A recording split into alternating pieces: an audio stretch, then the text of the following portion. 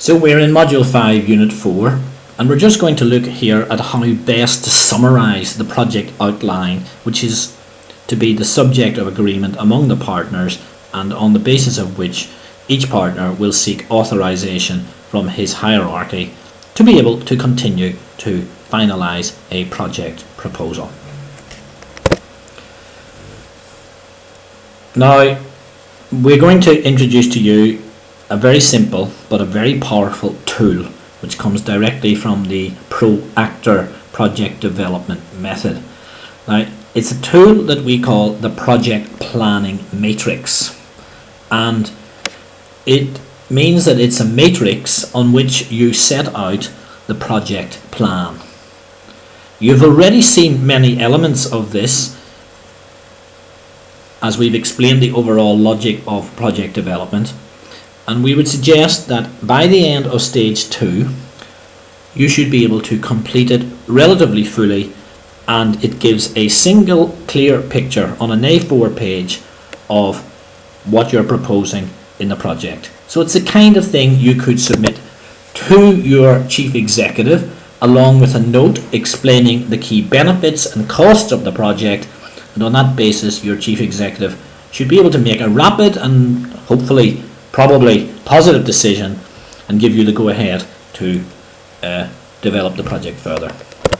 And here is the project planning matrix, and it is very simple document.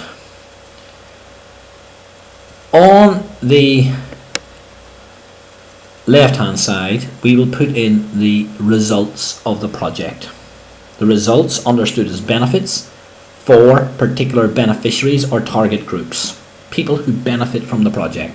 What benefits will they get, and who are they, and can we quantify these at all? Secondly, what are the outputs of the project?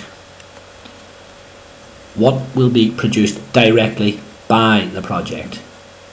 Thirdly, what are the key activities foreseen within the project?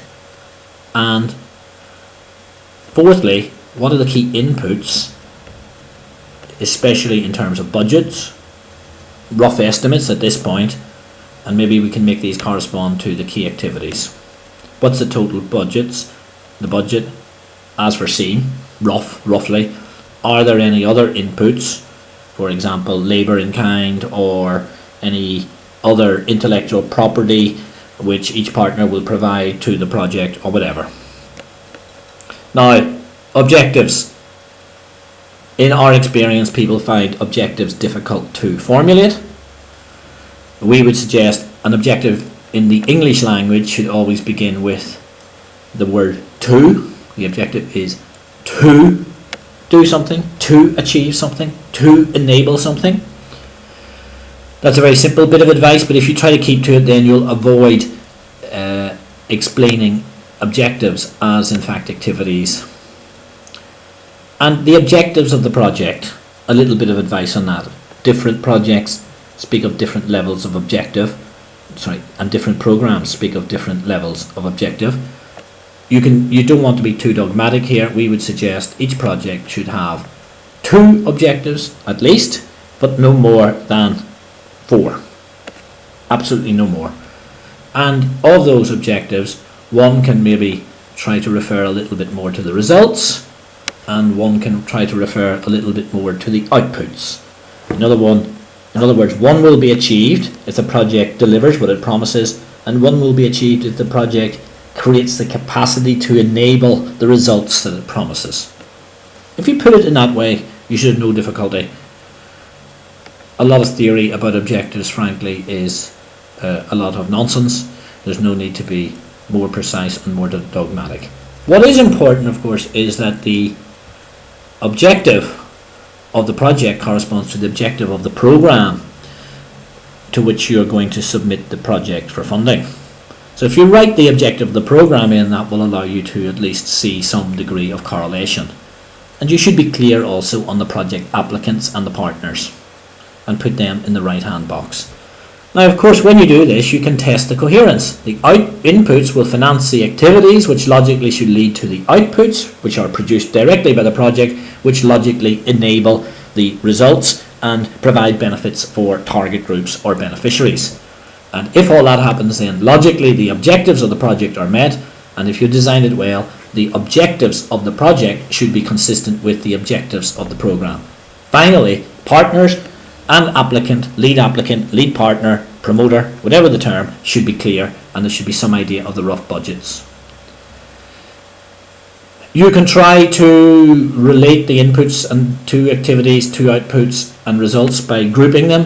This might be a little bit less than fully scientific at this stage, but it should be all the same quite possible, and anybody looking at this should be able to see the overall coherence and understand what the project is about. Now, this is a very good tool for developing a project. What we would say is you can even use it earlier in the process. We are introducing it now, but we have previously introduced most, if not all, of the elements. We're just putting them all together in a common picture.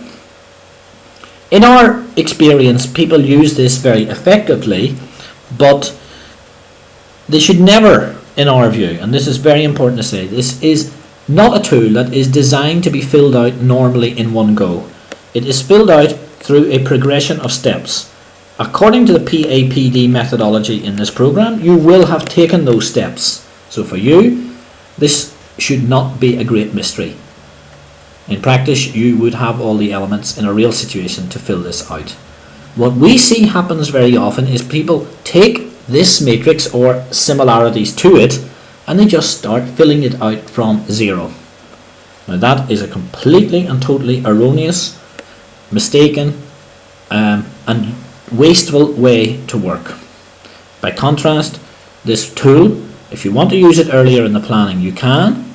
But we would say expect to rewrite it many times and still expect to follow the logic whereby you firstly specify results in function of the problem and in function of the dimension of the transnational issue that you want to take into the project, where you then specify the outputs, and then where you specify the activities, and then the rough inputs. Always that sequence, no matter what way you use this document.